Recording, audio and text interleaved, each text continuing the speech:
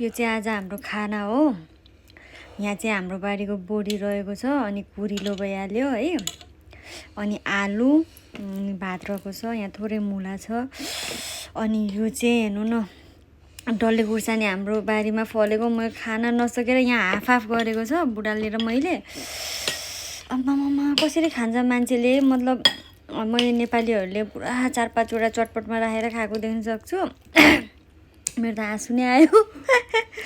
तर हामीले एउटा काटेर आधी आधी बनाएको, त्यही पनि खान सकेन। लु अब हामी खाना इन्जोय गर्छौँ। तरकारी चाहिँ लास्टै मिठो भएको छ। यो गाउँको बोडी हो के, मैले गाउँबाट लिएर आएको थिएँ बिउ। अब लुकाएर है, जो पाए त्यसले ल्याउनु त सक्नुहुन्न। बोडी चाहिँ वहीँको फलेको हो। यस्तो मिठो छ। सिमी पनि छ, हिउँदे सिमी हिउँदे बोडी। ल अब हामी खाना खान्छौँ। तर यो खुर्सानी चाहिँ मैले खान सकिनँ।